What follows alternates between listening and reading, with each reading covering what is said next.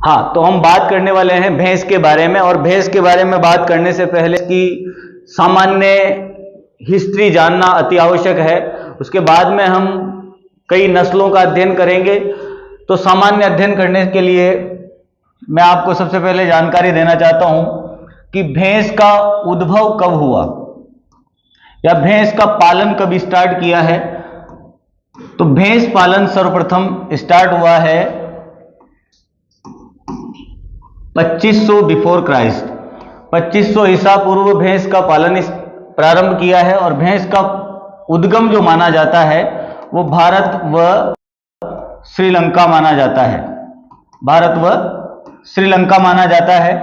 भैंस की बात करें तो भैंस का वैज्ञानिक नाम जो है, भैंस का वैज्ञानिक नाम बुबेलस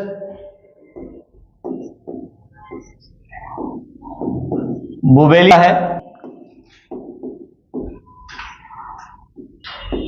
बुबेलस बुबेलिस होता है।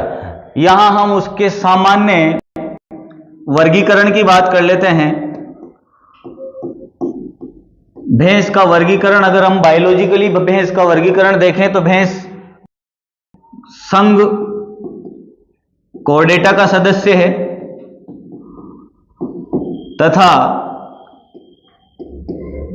इसका उपसंघ मैमिलिया होता है, जिसे वर्ग की श्रेणी में भी रखा जा सकता है। मैमिलिया होता है। कॉर्डेटा अर्थात ऐसे प्राणी जिनमें रीढ़ की हड्डी या बैकबोन होती है, उन्हें हम कॉर्डेटा के अंदर रखते हैं। उपसंघ की बात करें तो मैमिलिया, या वर्ग की बात करें तो मैमिलिया ऐसे पशु जिनमें स्तन ग्रंथियां पाई जाती है, उन्हें मैमिलिया कहेंगे। उसके बाद में गण की बात करें तो गण जो होता है वो आर्टियोडेक्टाइला होता है। आर्टियोडेक्टाइला, और आर्टियोडेक्टाइला का अर्थ होता है समान खुर वाले जंतु। ऐसे जंतु जो समान खुर वाले होते हैं उन्हें आर्टियोडेक्टाइला गण के अंतर्गत रखा जाता है। अगली बात हम करेंगे, यह रूमिनेटिया के अंदर आता है। यह रूमिनेटिया या रूमिनेशिया के अंदर सम्मिलित किया जाता है। रूमिनेशिया का अर्थ होता है जो कड चेविंग करते हैं। ऐसे जंतु जो कड चेविंग करेंगे, अर्थात भोजन को पुनः मुंह में ला करके उसको दोबारा से चबाने का कार्य करते हैं, उन्हें हम रूमिनेटिया के अंतर्गत रखते हैं। आगे हम बात करेंगे इसका कुल जो होता है, कुल होता है इसका बोविडी। कुल क्या होता है? बोविडी होता है। बोविडी का अर्थ होता है होलोहॉर्न। होलोहॉर्न अर्थात खोखले सींग वाले जंतुओं को हम किसके अंतर्गत रखते हैं? बोविडी रखते हैं। जैसे हमने वर्गीकरण के बारे में यहां पर देखा है कि कौन सा संघ होगा, वर्ग कौन सा होगा, आर्टियोडेक्टाइला से संबंधित होगी, और बोविडी कुल होगा। बोविडी कुल में और भी जंतु आते हैं, जैसे आपके गाय, बकरी और भेड़, ये भी बोविडी कुल के अंतर्गत सम्मिलित किए जाते हैं। आगे हम भैंस के बारे में देखना चाहेंगे। भैंस की जंगली प्रजाति जो होती है, या जंगली भैंस जिसे हम कहेंगे, उसका वैज्ञानिक नाम होता है बुबेलिस अर्नी। उसका वैज्ञानिक नाम क्या है? बुबेलिस। यह इसका जो है जंगली भैंस का वैज्ञानिक नाम है। भैंस का वर्गीकरण यहां पर हम देखेंगे। वर्गीकरण अर्थात भैंस कितने प्रकार की भैंसें जो है यहां पाई जाती है। तो भैंस के वर्गीकरण की बात करें तो भैंसें दो प्रकार की होगी, जल भैंस और जल भैंस के बाद में, अच्छा पहले जल भैंस के बारे में बात कर लेते हैं। दूसरी जो भैंस होती है वो होती है आपकी कीचड़ भैंस भी कह देते हैं उसको, भैंस, या मार्स बफेलो भी कहा जाता है। मार्स बफेलो या मार्स भैंस कहेंगे। जल भैंस की बात कर लेते हैं। तो जल भैंस जो होती है, जल भैंस को रिवर बफेलो भी कहा जाता है, रिवर बफेलो कहा जाता है। और इसमें गुणसूत्रों की संख्या 2n बराबर 50 होती है, तथा आगे जल भैंस की बात करें तो इनका रंग होता है वो ब्लैक होता है, परंतु इसमें एक एक्सेप्शन है। जैसे कि एक्सेप्शन क्या होगा, भदावरी। भदावरी का रंग तांबे जैसा होता है, ब्लैक नहीं होता। कीचड़ बफेलो की करें तो 2N48 होता है, और इस प्रकार की भैंसें कॉपर कलर की होती है, तांबे जैसे रंग की भैंसें होती है, कॉपर कलर होता है इनका। आगे हम बात करेंगे इन्हीं भैंसों के बारे में कि जल भैंस जो है वो दूध के लिए पाली जाती है, दूध हेतु, तथा कीचड़ भैंस या स्वैम्प बफेलो जिनको हम कहते हैं, स्वैम्प बफेलो जिनको हम कहेंगे, ये भैंसें जो है वो कृषि कार्य हेतु पाली जाती है, कृषि कार्य हेतु पाली है। वर्गीकरण के बाद में हम आगे बात करेंगे भैंस की सामान्य जानकारी की। तो यह एक रात्रिचर प्राणी है। भैंस क्या है, एक रात्रिचर प्राणी है। इसमें पसीना ग्रंथियां जो होती है, स्वेट ग्लैंड जो होती है वो अनुपस्थित होती है, स्वेट ग्लैंड अनुपस्थित होती है। इसी कारण भैंस में वेलोविंग प्रक्रिया देखने को मिलती है। वेलोविंग का अर्थ होता है कीचड़ में लेटना या पानी में जाना। यह वेलोविंग प्रक्रिया है। यह अपने शरीर की गर्मी को नियंत्रित रखने के लिए, वेलोविंग का उद्देश्य क्या होगा, भैंस वेलोविंग क्यों करती है, इसका उद्देश्य है गर्मी नियंत्रण, और दूसरा है परजीवी नियंत्रण। दूसरा क्या है, परजीवी नियंत्रण। तो भैंस जो वेलोविंग करती है वो परजीवी नियंत्रण व गर्मी नियंत्रण करती है, या गर्मी को बनाए रखने के लिए, शरीर की गर्मी को नियंत्रित रखने के लिए यह कार्य करती है। आगे इसके बारे में देखते हैं नेक्स्ट क्या होगा।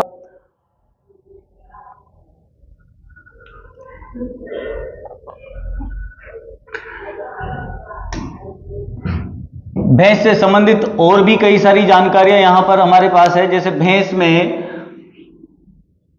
भैंस का जो अनुसंधान संस्थान है CIRB, central institute research on buffalo, यह हिसार हरियाणा में स्थित है।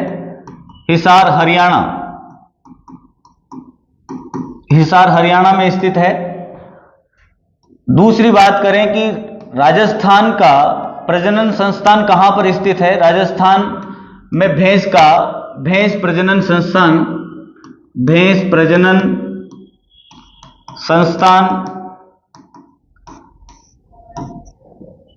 उदयपुर वल्लभ नगर में स्थित है। उदयपुर में स्थित है, वल्लभ नगर में स्थित होगा ये। उसके बाद में भैंस में हम बात करते हैं कि भैंस की जो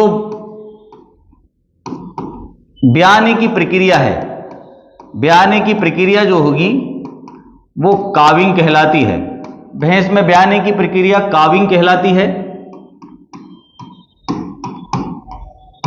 तथा इसकी जो बछिया होती है उसे हम हीपर कहते हैं। क्या कहेंगे, हीपर कहते हैं। हीपर जो बछिया होगी जो प्रजनन योग्य है, ऐसी बछिया जो प्रजनन योग्य है उसे हम क्या कहते हैं, हीपर कहते हैं। ठीक है, आगे हम चलते हैं भैंस के बारे में और महत्वपूर्ण जानकारी क्या हो सकती है। तो भैंस गुप्त मध्यकाल प्रदर्शित करने वाला पशु है। भैंस एक ऐसा पशु है जो गुप्त मध्यकाल या साइलेंट हीट जो है वो प्रदर्शित करती है। साइलेंट हीट क्या होती है, साइलेंट हीट एक सामान्य मध्यकाल है जिसमें कि लक्षण प्रकट नहीं होते, उसे हम क्या कहते हैं, साइलेंट हीट कहते हैं। यह भैंस की प्रमुख विशेषता है। भैंस एक ऋतु पशु है। कैसा पशु है, ऋतु पशु है। अर्थात भैंस में जो है मध्यकाल वो सीजनल होता है, इसलिए उसे अपन ऋतु पशु कहा, उसे ऋतु पशु कहा जाता है। भैंस की दांतों की संख्या की बात करें तो दांत जो होते हैं भैंस में 32 होते हैं। और भैंस की उम्र की बात करें, आयु की बात करें तो भैंस जो है वो 24 वर्ष की आयु तक जीवित रह सकती है। आगे हम बात करेंगे भैंस के बारे में, तो भैंस में गर्भकाल जो होगा, भैंस का गर्भकाल जो होगा वो 310 दिन का होता है। कितने दिन का होता है? 310 दिन। अगर इसमें माह में इसको पूछा जाए तो 10 माह 10 दिन, 10 माह दिन का होता है। भैंस में मध्यकाल की अवधि जो होती है, भैंस में मध्यकाल की अवधि 12 से 36 घंटे, कितनी होती है? 12 से 36 घंटे होती है। तथा मध्यचक्र की बात करें तो मध्यचक्र जो होगा, भैंस में मध्यचक्र की अवधि जो होगी वो 21 दिन होगी। कितनी होगी? 21 दिन। और यहां प्रजनन से संबंधित और भी बात हम कर लेते हैं। तो यौवना आरंभ कब प्रारंभ हो, या यौवना आरंभ कब होता है? भैंस में यौवन आरंभ कब होता है? भैंस में यौवन आरंभ होने का समय 40 से 50 माह। कितना है? 40 से 50 माह भैंस में यौवन का समय है। भैंस के बारे में और डिटेल में जानने के लिए हम उसके मांस की बात करें। भैंस के मांस को क्या कहा जाता है? भैंस के मांस को बफन, केराबीफ कहा जा सकता है, फ्लेश भी कहा जा सकता है। फ्लेश एक अंग्रेजी का शब्द है जिसका अर्थ होता है हड्डियों रहित, हड्डियां रहित मांस जो होता है वो फ्लेश होता है। अगर हम मांस की बात करें तो मांस से रिलेटेड बात करेंगे तो सबसे ज्यादा एक्सपोर्ट जो होता है हमारे भारत से, वो भैंस का मांस सबसे ज्यादा एक्सपोर्ट होता है। सर्वाधिक एक्सपोर्टिंग जो होती है वो बफेलो मीट की होती है। और वो कहां से होती है? उत्तर प्रदेश से। कहां से होगी? उत्तर प्रदेश से। क्यों होगी? क्योंकि सर्वाधिक संख्या जो है भैंसों की, सर्वाधिक संख्या कितनी संख्या? लगभग 30 से 33 मिलियन, 33 मिलियन के लगभग जो भैंसें हैं वो कहां पाई जाती है? उत्तर प्रदेश में आती है। हमारे राजस्थान की बात करें तो राजस्थान भैंस की संख्या के मामले में दूसरे स्थान पर है। कौन से स्थान पर है? दूसरे स्थान पर है। और सबसे ज्यादा भैंसें जयपुर में पाई जाती है। सबसे ज्यादा भैंसें राजस्थान में कहां पाई जाती है? जयपुर में पाई जाती है।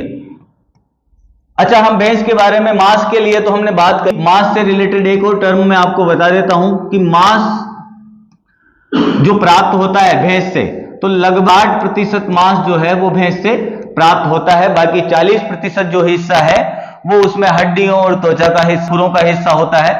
तो 60% जो है वो मांस प्राप्त किया जाता है। कितना प्रतिशत मांस प्राप्त किया जाता है? 60% मांस प्राप्त किया जाता है। और इस प्रक्रिया को हम कहते हैं ड्रेसिंग। भैंस से मांस प्राप्त करने की प्रक्रिया क्या कहलाती है? तो ड्रेसिंग परसेंटेज है ये। किसका क्या है? Dressing percentage. तो भैंस का ड्रेसिंग परसेंटेज कितना होता है? 60% होता है। आगे हम बात करेंगे भैंस में कितने वीर्य की आवश्यकता हो एआई के लिए। एआई हेतु कितना वीर्य चाहिए? तो भैंस में एआई हेतु वीर्य की आवश्यकता होती है 2 ml। कितने वीर्य की आवश्यकता होती है? 2 ml वीर्य की आवश्यकता होती है। आगे हम थोड़ा सा जो विकास है या उसका जो जेनेटिकली मॉडिफिकेशन है उसके बारे में बात कर लेते हैं। भैंस से संबंधित क्या क्या ऐसी आनुवंशिक जानकारियां हैं जो, या ऐसी कौन सी उसकी आनुवंशिक हिस्ट्री है जो विभिन्न संस्थानों ने उसमें रिसर्च करके बताई है। तो भैंस की आनुवंशिक जानकारी की बात करें तो यहां पर देख लेते हैं हम। भैंस में 3 ऐसे काफ जनरेट किए हैं, जैसे एक प्रथम है, एक समरूप है और एक है गरिमा। प्रथम, समरूप और गरिमा। तो प्रथम और समरूप और गरिमा क्या है? एनडीआरआई द्वारा विकसित, एनडीआरआई करनाल द्वारा विकसित भैंस के काफ है, अर्थात बछड़े हैं, जिनकी क्या क्या विशेषता है। प्रथम की बात कर लेते हैं। प्रथम जो है वो फर्स्ट आईवीएफ बछड़ा है। कैसा बछड़ा है? प्रथम आईवीएफ बछड़ा है। समरूप की बात करें तो यह क्लोन है, यह भैंस का प्रथम क्लोन है, यह भैंस का प्रथम क्लोन होता है जिसे एनडीआरआई द्वारा विकसित किया है, प्रथम क्लोन। और गरिमा जो है वो हैंड गाइडेड क्लोन है। कैसा क्लोन होगा? हैंड गाइडेड क्लोन है, हैंड गाइडेड क्लोन। ठीक है, ये हमने भैंस के बारे में उसकी कई सारे उसके जो काफ जनरेट किए हैं उनके बारे में हमने बात की है। भैंस के बारे में अगर हम आगे और भी बात करना चाहें तो हमारे पास यहां पर है, भैंस को ब्लैक डायमंड कहा जाता है। क्या कहा जाता है? ब्लैक डायमंड भी कहा जाता है। भैंस को क्या कहा जाता है? ब्लैक डायमंड कहा जाता है। जैसा कि मैंने पहले आपको बता दिया कि ये रात्रिचर प्राणी है और शांत प्राणी है। ब्लैक डायमंड भी है और सर्वाधिक दूध उत्पादन करने वाला जंतु भी है। सर्वाधिक दूध उत्पादन करने वाला भारतीय जंतु। ठीक है, सर्वाधिक दूध उत्पन्न करने वाला भारतीय जंतु मैंने इसलिए कहा है क्योंकि भैंस का उत्पत्ति स्थान क्या है? भारत है, इसलिए वो सर्वाधिक दूध उत्पादन करने वाला भारतीय जंतु है। आगे हम भैंस के बारे में अगर बात करें तो भैंस के मांस के बारे में हमने पहले बात कर ही ली थी। उसके बाद में इसमें ब्याने की क्रिया जो होती है वो सबसे ज्यादा, ब्याने की क्रिया जो सबसे ज्यादा होती है वो दिसंबर माह में होती है। कौन से माह में होती है? दिसंबर माह में सर्वाधिक देखने को मिलती है। अर्थात इसमें जो प्रजनन होता है, प्रजनन की ज्यादातर प्रक्रियाएं जो होती है या भैंस कंसीव करने का जो ज्यादातर अप्रोप्रिएट टाइम जो है वो जुलाई से लेकर के दिसंबर होता है, इसलिए उसमें ब्याने की प्रक्रियाएं दिसंबर माह में सर्वाधिक देखने को मिलती है।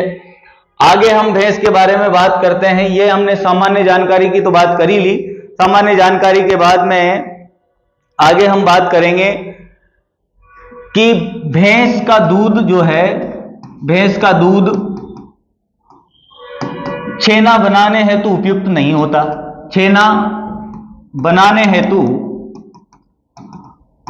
उपयुक्त नहीं होता, उपयुक्त नहीं होता। अर्थात भैंस से जो पनीर बनाया जाता है उस पनीर को मोजरेला पनीर कहते हैं। क्या कहते हैं? Mozzarella cheese. तो क्या बनाया जाता है भैंस के दूध से? मोजरेला चीज बनाया जाता है। चेडार चीज जो होता है हमारे भारत में, जो बंगाल में बनाया जाता है, चेडार चीज वो नहीं बनाया जा सकता। भैंस के दूध से चेडार चीज नहीं बनता। कौन सा चीज बनता है? Mozzarella cheese. और मोजरेला चीज कहां का फेमस है? इटली का फेमस है। कहां का फेमस है? इटली का फेमस है। क्लियर? ये हमने भैंस के बारे में कई सारी जानकारी यहां पर ली है। आगे हम बात करते हैं, मैंने आपको पहले बता ही दिया कि भैंस जो है वो ऋतु प्रजनक फसल है, ऋतु प्रजनक जो है वो जंतु है। आगे हम बात करते हैं भैंस के। अगली स्लाइड पे हम चलते हैं। अगली स्लाइड हमें क्या बताती है उसके बारे में देखते हैं। अगली स्लाइड है हमारी भदावरी के लिए। भदावरी को आप सब लोग जानते हो। भदावरी किस लिए फेमस है? भदावरी भैंस जो है वो वसा के लिए फेमस है। तो भदावरी का जो नाम भदावरी पड़ा वो किस लिए पड़ा? क्योंकि इसका उत्पत्ति स्थान जो होता है, उत्पत्ति स्थान जो है वो भदावर तहसील के नाम पर पड़ा है। भदावर स्टेट के नाम पर इसका जो है नाम भदावरी पड़ा है। भदावरी फैट के लिए जानी जाती है। किसके लिए जानी जाती है? फैट परसेंटेज के लिए। भदावरी में फैट परसेंटेज 13% होता है, ये उसका औसत माना जाता है। परंतु सबसे ज्यादा फैट परसेंटेज जो होता है 13 होता है। बाकी मिनिमम फैट परसेंटेज जो है वो इसके दूध में, अगर उसको उपयुक्त आहार नहीं दिया जाए तो उसके दूध में मिनिमम वसा प्रतिशत जो है वो 7 भी हो सकता है। कितना हो सकता है? 7। पर ये मैक्सिमम फैट कंटेंट जो है अच्छी परिस्थितियों में भैंस को रखने पर हमें मिलता है। तो इसके बारे में बात कर लेते हैं। तो भदावरी का रंग जो होता है वो तांबे जैसा होता है। कैसा होता है? तांबे जैसा रंग होता है। और भदावरी नस्ल की विशेषता क्या है? ये चारे को वसा में कन्वर्ट करने की या वसा में परिवर्तित करने की क्षमता रखती है। तो आप देख पा रहे होंगे कि ये जो है एक सामान्य भेड़ है जो कहां पर पाई जाती है, यूपी में पाई जाती है। और यूपी के कौन से जिलों में पाई जाएगी ये भदावरी भैंस? यूपी के मैनपुरी व इटावा जिलों में पाई जाती है, इटावा जिलों में पाई जाती है। तो इटावा व मैनपुरी जिले भदावरी भैंस के लिए प्रसिद्ध जिले हैं जहां पर इसके शुद्ध पशु पाए जाते हैं। तो सामान्य आकार की भैंस है, रंग तांबे जैसा होता है और वसा की मात्रा 13% होती है। यह हमने भदावरी के बारे में देख लिया है। नेक्स्ट हमारी बफेलो है।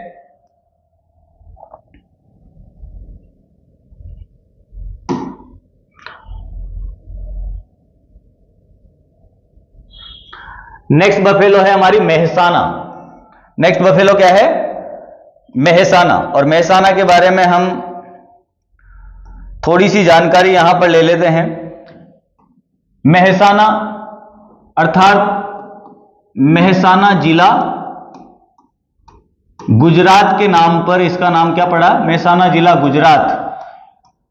मेहसाना जिला गुजरात के नाम पर इसका नाम क्या पड़ा है? मेहसाना पड़ा है। तो यह कहां की इसकी उत्पत्ति स्थान क्या है? गुजरात।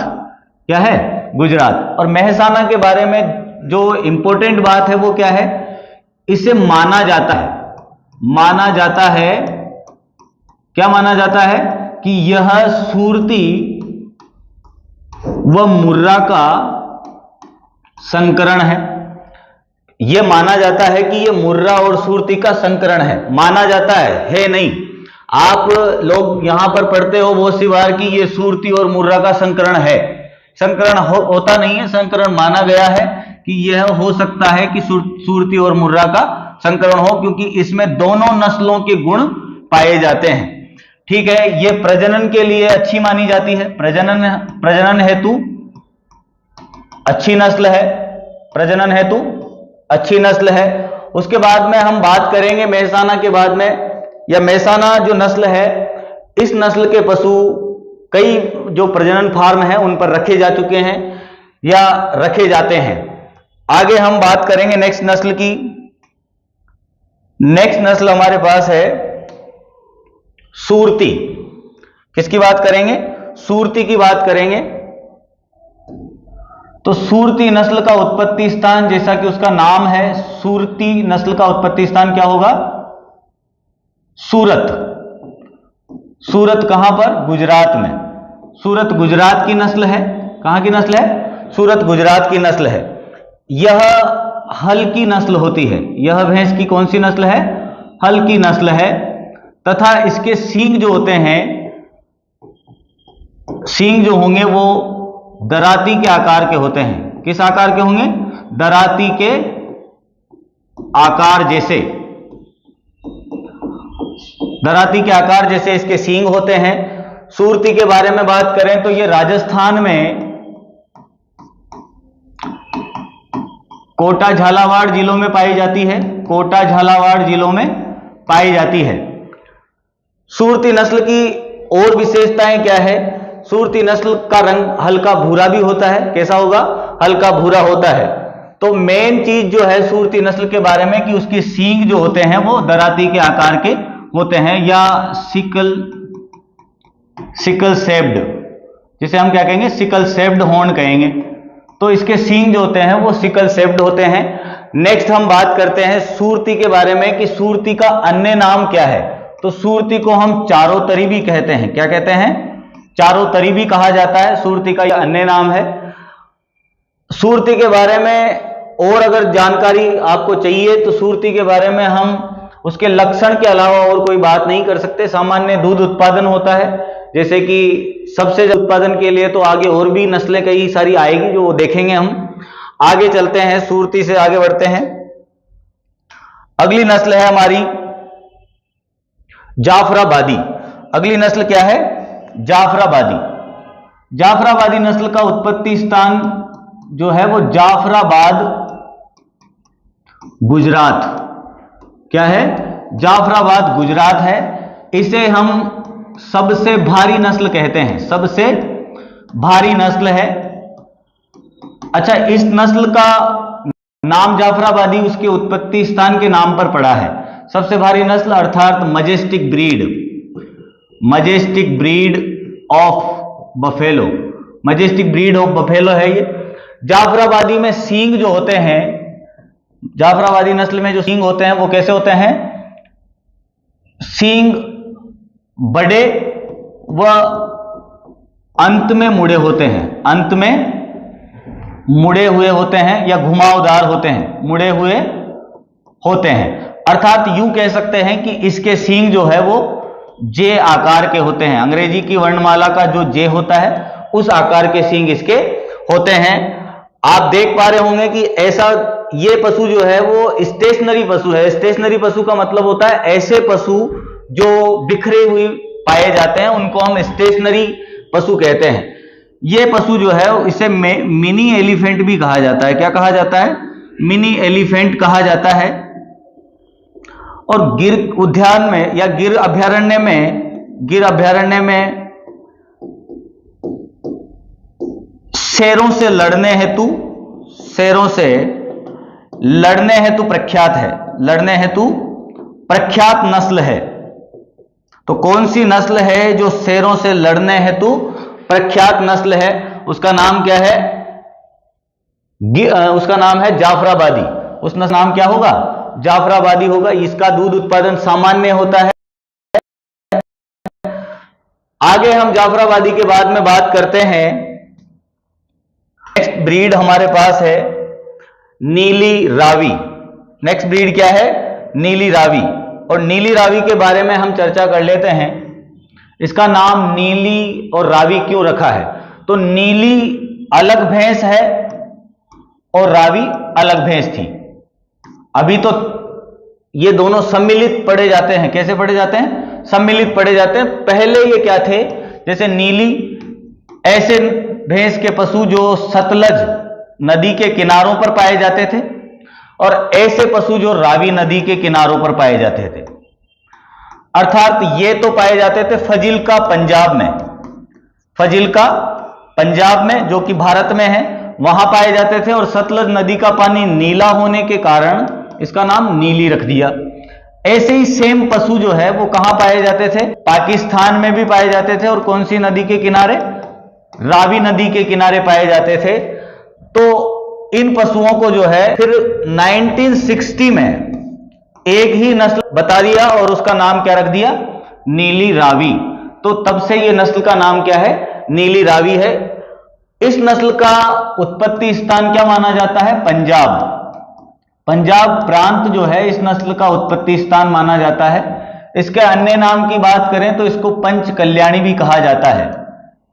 पंच कल्याणी भी इस नस्ल का अन्य नाम है। पंच कल्याणी इसलिए कहा जाता है क्योंकि ये नस्ल जो है वो पंजाब में बहने वाली 5 नदियों के जो मनुष्य है उनके कल्याण का कार्य करती है।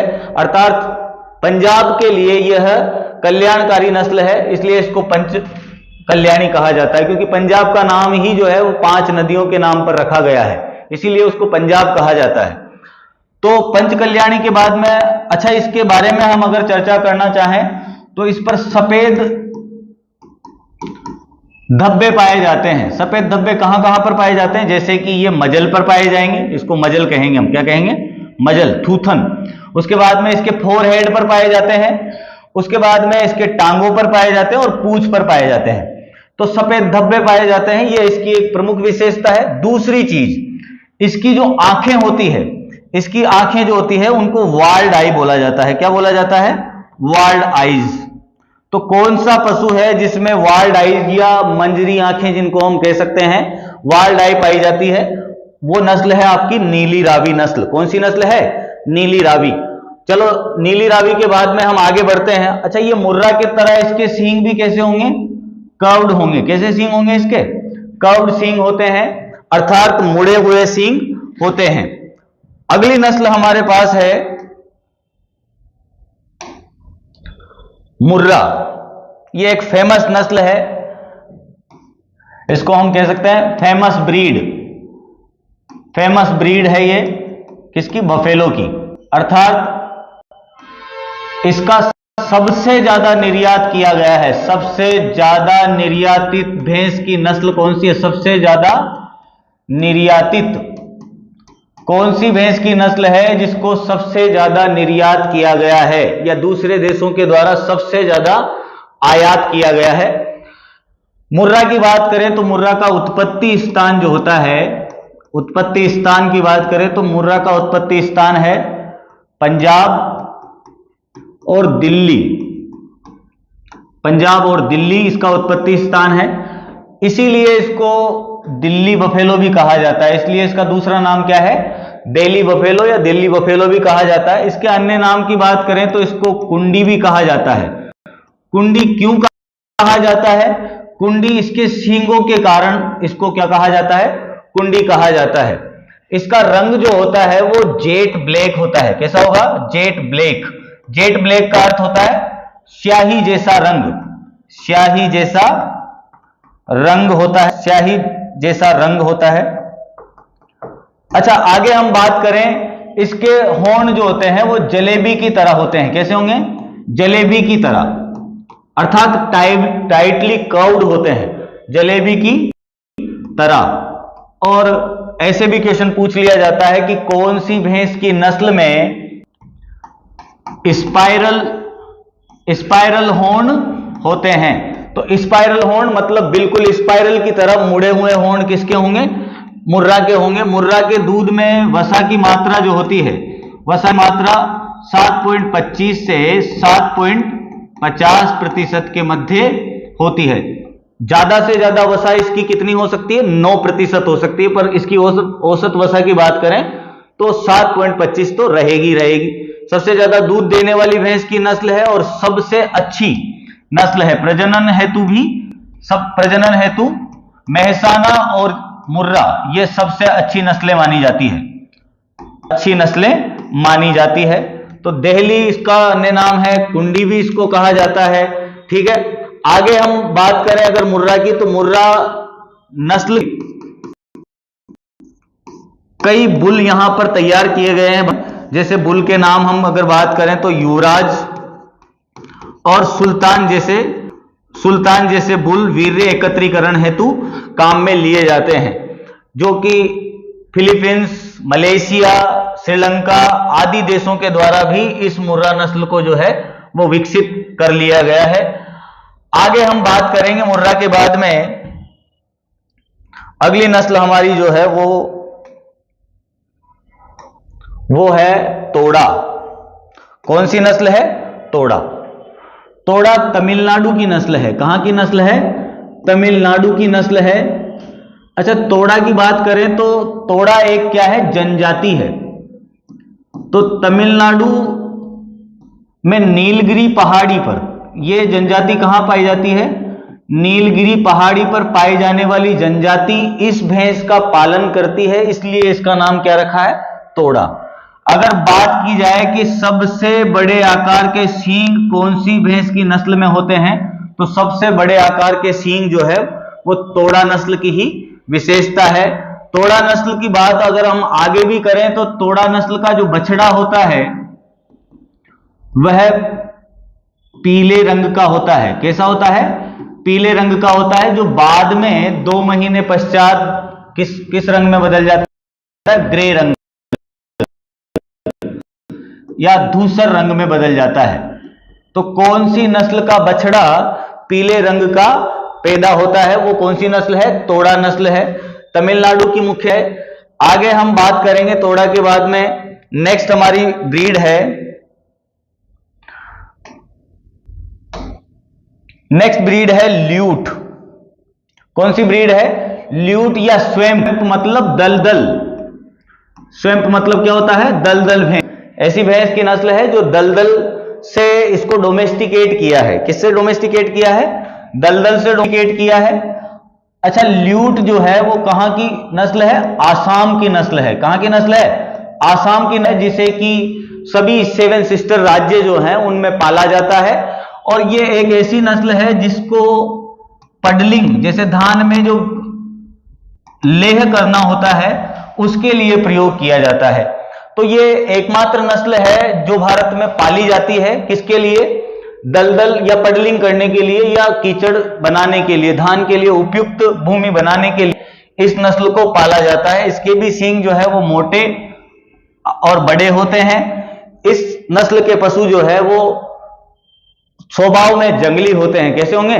जंगली स्वभाव के होते हैं। ल्यूट के बारे में अगर हम आगे और भी बात करना चाहें तो कर सकते हैं, परंतु अपने को यह ध्यान रखना है कि सबसे अच्छा बोझा ढोने वाला पशु या पडलिंग करने वाला पशु जो है भैंस का, वो कौन सा है? ल्यूट या स्वैम्प बफेलो है। इसका उत्पत्ति स्थान क्या है? आसाम। क्या है? आसाम। नेक्स्ट ब्रीड हमारी जो होगी वो है, नेक्स्ट ब्रीड है पांडरपरी। नेक्स्ट ब्रीड का नाम क्या है? पांडरपरी।